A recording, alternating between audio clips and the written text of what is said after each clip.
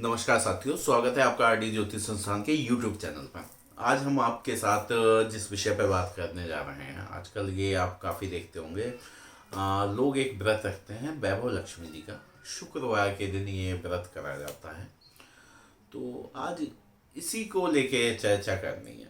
असल में देखा गया, काफ़ी लोग व्रत करते हैं लेकिन उन्हें व्रत करने की विधि नहीं पता होती है।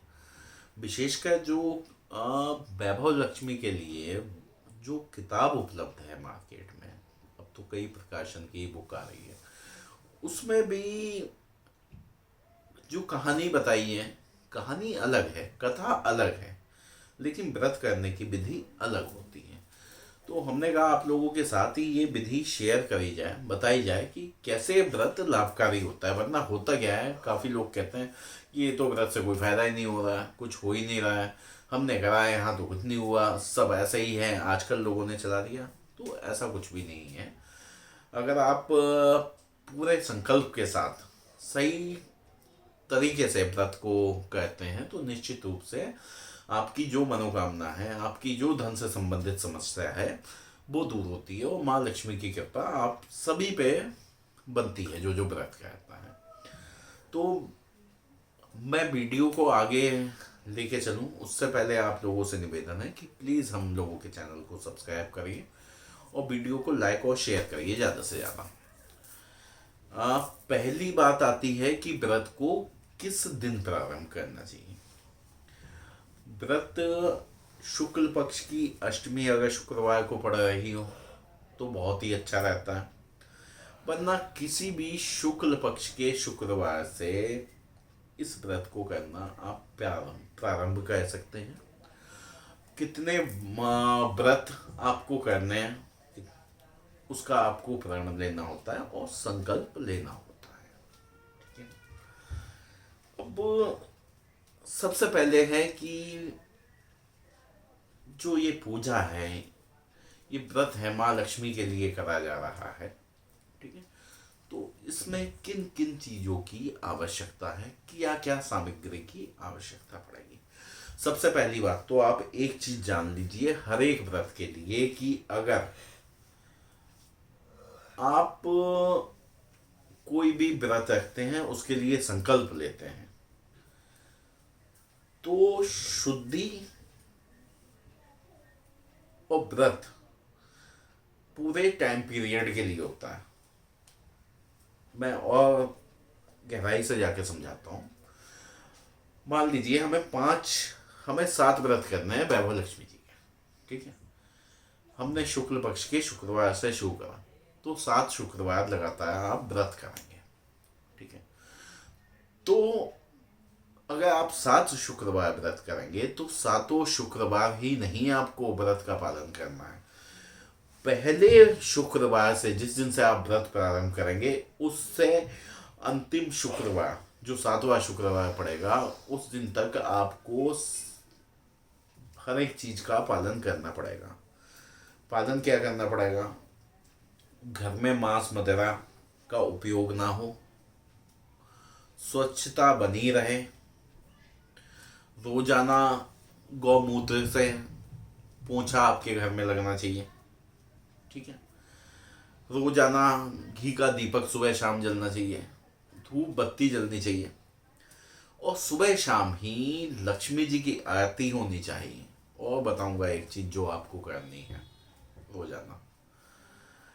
तो ये क्रम आपको रोज करना है। ऐसा नहीं है कि हमने शुक्रवार करा, शुक्रवार तो हम बहुत सात्विक बने हैं, सफेद कपड़े पहन के बस भगवान के नाम लेने में जुटे हुए हैं, और जैसे ही आया शनिवार तो उस दिन बिल्कुल नास्तिक बन गए, ना पूजा हुई ना भगवान का नाम लिया, मांस मदिरा का सेवन करा, शाम तक सब कुछ करा। तो ऐसे व्रत नहीं होता है, कोई भी व्रत ऐसे नहीं होता है। अब व्रत का संकल्प लिया जाता है जितने दिन का, उतने दिन आपको हर एक चीज का ब्रह्मचर्य का, आपको मांस मदिरा का परहेज का, ठीक है, उग्र वाणी का, हर एक चीज का ख्याल रखना होता है। एक दिन का नहीं होता है। ठीक है। व्रत ले लिया आप, सिंपल सा समझिए। आप घर में कोई कथा करवाते हैं कोई पूजन करवाते हैं, हवन करवाते हैं, तो जो ब्राह्मण आते हैं वो आपसे संकल्प दिलवाते हैं, ठीक है। और संकल्प कब तक आपका रहता है? वो संकल्प आपका पूजन होता है, ठीक है, ब्राह्मण को दक्षिणा देते हैं, पूरा हुआ ना, मतलब पूरे पूजन काल के लिए आपने संकल्प लिया ना। ऐसा तो है नहीं कि केवल वो शुरू के 1 मिनट के लिए आपने संकल्प लिया। तो सेम व्रत में है, जो संकल्प होगा आपका, जो भी उपवास है, व्रत है, वो पूर्ण काल के लिए होगा। चाहे उसके बीच में सोमवार, मंगल, बुध, बृहस्पति कोई सा भी दिन पड़े, ऐसा नहीं है केवल वो शुक्रवार मान्य होगा, सभी दिन मान्य होगा। पहली चीज तो ये है, ये ध्यान रखने वाली है। दूसरा मैंने बता दिया, सुबह शाम देशी घी और धूप जलानी है, गौमूत्र से रोजाना पोंछा लगाना है, ठीक है, लक्ष्मी जी की आरती करनी है, और साथ ही साथ श्री सूक्त का शाम के समय आपको पाठ करना है रोजाना। अब आते हैं व्रत पे। आप कहेंगे रोजाना का बता दिया, व्रत पे क्या करना है? एक तो प्रातः काल आपको जल्दी उठना है, ठीक है। आपसे फिर कह रहा हूँ, अब तो गर्मियाँ भी आ गई, कि पूजा कोशिश करिए कि 7 बजे से पहले घर में पूजा कर लें, दीपक प्रज्वलित हो जाए, सुगंधित धूप जल जाए, और घर में सब अच्छे से हो जाए सुबह 7 बजे से पहले, ठीक है। सेम आपको लेके चलना है। फ्राइडे वाले दिन यानी शुक्रवार वाले दिन भी आपको ऐसे ही पूजा करनी है। सुबह प्रातःकाल जल्दी उठिए, ठीक है, नहाइए, पवित्र होइए, घर में पोछा झाड़ू सब लगाइए, सफाई करिए, घर को चकाचक बनाइए, ठीक है, कहीं दुर्गंध नहीं आनी चाहिए, घर का कोई हिस्सा गंदा नहीं रहना चाहिए। ऐसा नहीं है कि ये तो बाथरूम है ऐसे गंदा रहने दो, या ये वाला स्टोर रूम है ऐसे गंदा रहने दो, सब कुछ आपको साफ करना है, ठीक है। एक दिन पहले ही आप इसको करिए, सब साफ करिए।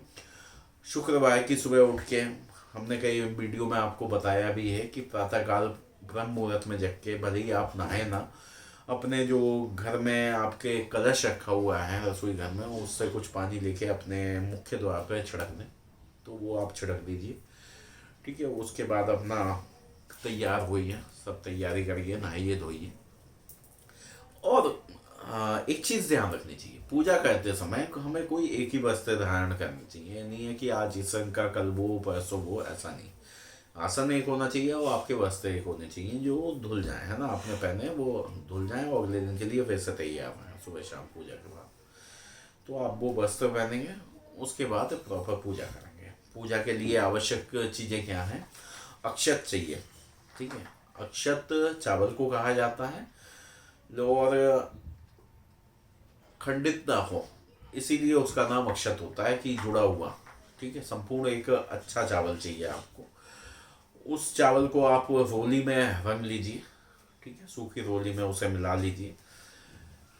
एक लकड़ी की चौकी लीजिए, उस पर माँ लक्ष्मी की कोई भी प्रतिमा रखिए, कोई मूर्ति आपके पास हो या आपके पास कोई चित्र हो, उसको स्थापित करिए।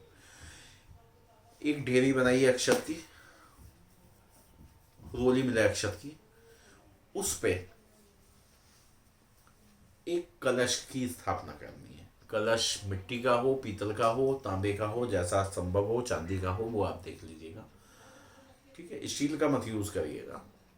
उसमें चारों तरफ आपको आम के पत्ते लगाने हैं, एक नारियल लगाना है, और उसके अंदर आपको एक चांदी का सिक्का डालना है, कुछ पुष्प डालने हैं, कुछ अक्षत डालने हैं, कुछ मिष्ठान डालनी है, एक सुपारी आपको उसमें डालनी है। इतनी चीज़ें आपको उस कलश में डाल के तैयार करना है, और एक अक्षत की डेरी पे उसे आप रख देंगे। आप अक्षत की डेरी बना सकते हैं, अक्षत का सतिया बना सकते हैं, उस पर रख सकते हैं, जैसा आप चाहें।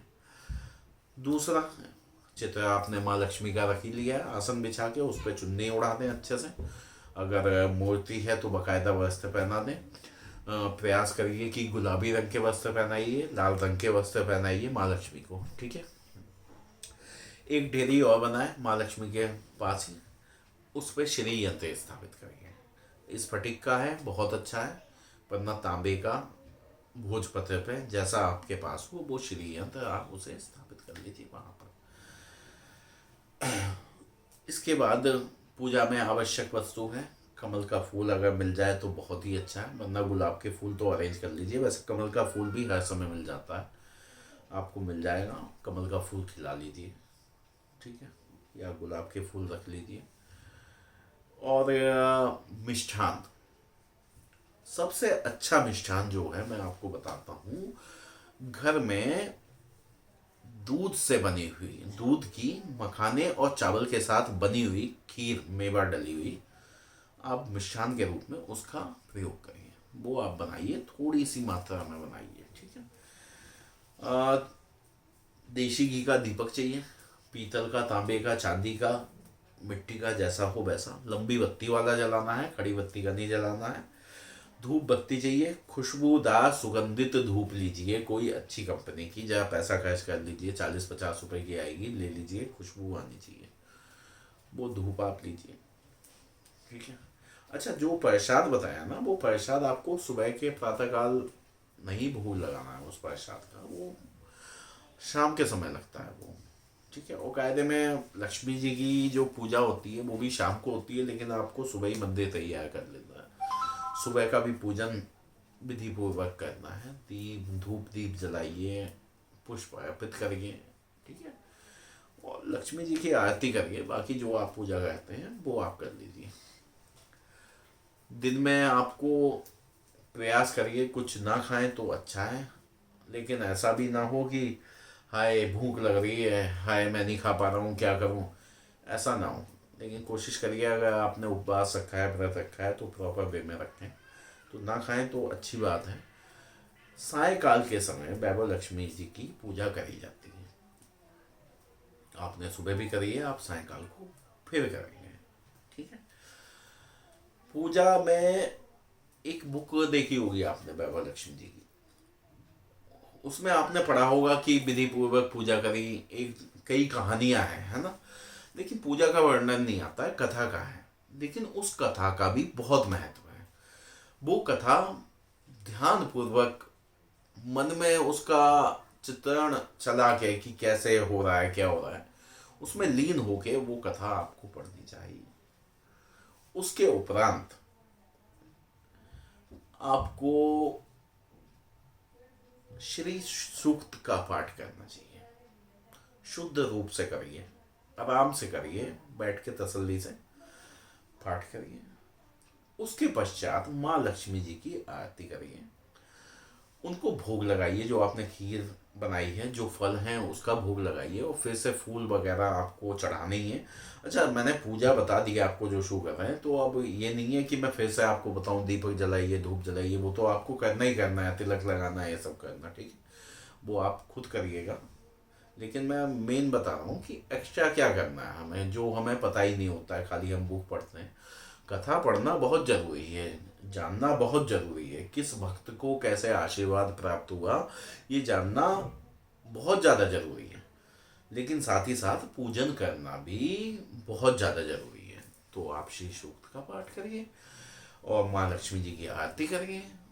उसके बाद जो प्रसाद आपने बनाया है वो किसी कन्या को खिलाइए, कुछ दक्षिणा दे सकते हैं कन्या को, दक्षिणा दे दीजिए, और घर में सबको बांटिए, जो भी जिसको आप बांटना चाहें बांटिए, और वही प्रसाद ग्रहण करना है आपको उस दिन, ठीक है।